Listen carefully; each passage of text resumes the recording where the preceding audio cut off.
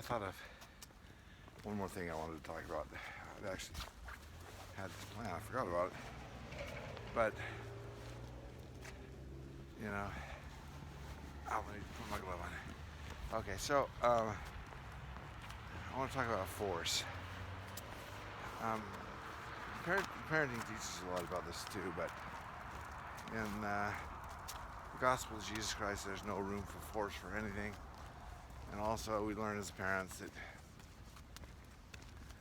force, you can't force. When children are very young, you can get some results by quote unquote forcing them to do things, but as any parent learns very quickly, once your children get to a certain age,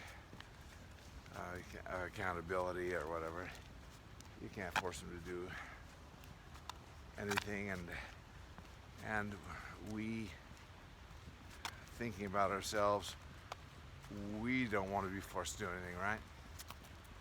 We intuitively rebel against someone that tries to force anything upon us upon our will, whether it be a vax or whatever it is. But a certain political party loves force. They love force, and as we learned in my church, that's not Christ's plan. So anyways, there's no room for force in anything. Can you imagine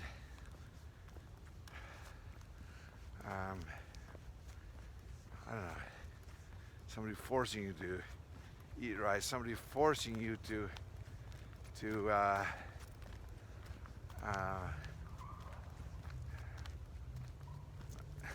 work hard, somebody forcing, we immediately connect that to slavery.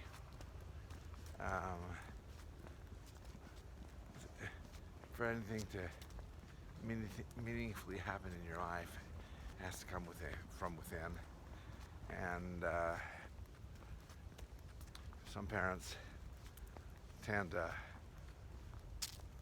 want to employ, as their kids get older, the more force they put on them. The mistakes they can make are bigger when they're older, so we got to put more force on them. That seems to be some parents' attitude, and it backfires, and it goes ugly places. So, we must use persuasion, example. That's Christ's way. And like I said in the video just now, we need to be patient and believe that someday our kids will get it.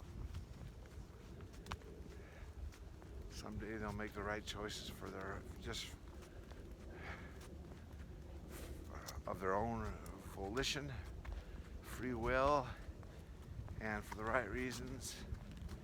And it's frustrating when they don't, and it's sometimes painful to see them get hurt and make mistakes unnecessarily because of their choices, or bring on trials. I was talking earlier about trials. Some we bring on ourselves, some just happen to us, and they all can be turned into a blessing. It's a painful experience. It's painful. It's not easy. That's why I say, it's easier to learn the easy way, the hard way. And but life will teach us these things if we. The youth of today, it's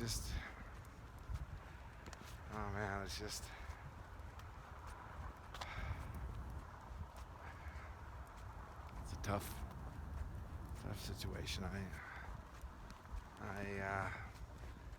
I'm glad I grew up in the 60s and 70s, and maybe our parents were glad they grew up in the 40s and 50s. 60 or 30s, whatever. So I guess it's a theme that recurs generation after generation. But yeah, these are tough times. Tough times, and they'll separate the men from the boys, and maybe that's a good thing.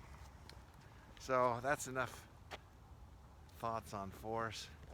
There's no place for it, except maybe in very small children for keep them safe. I'm gonna force you to put on the seatbelt before.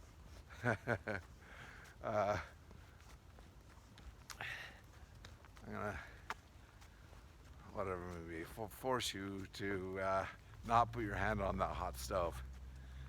But we can only do that until, they get to a certain age. They gotta make their own mistakes, learned from their own pain, the lessons that are there for all of us. So anyways, good luck everybody. As an example, when I bought my first home in Ohio, Columbus area, I should say, it was about 3 times my yearly salary, the price of the house was. Now we're talking 5 to 10 times the yearly salary.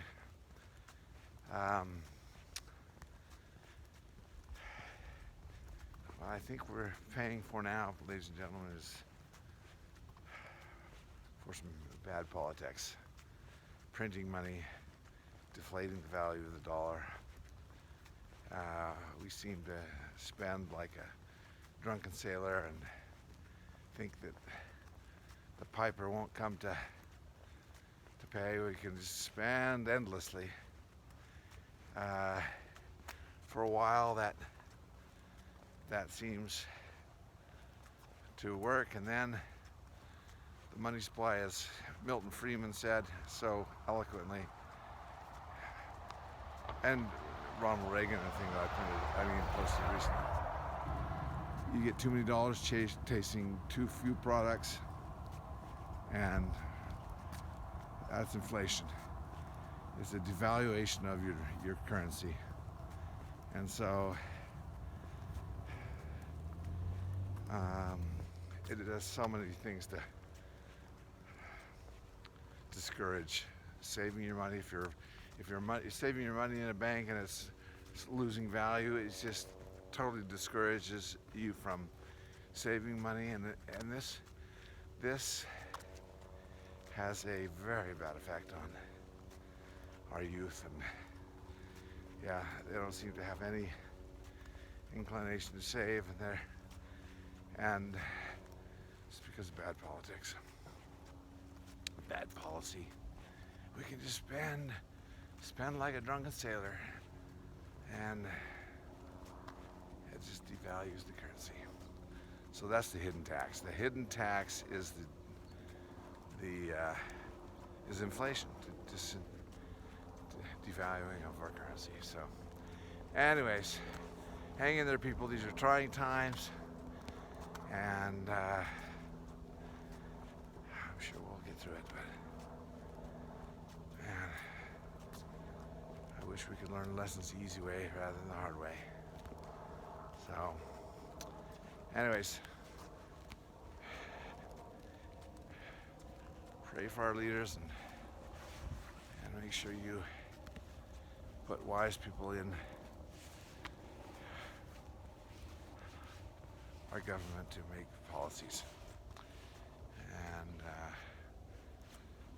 2024 is a great opportunity to make some corrections. All right, thank you, good luck, and God bless you all.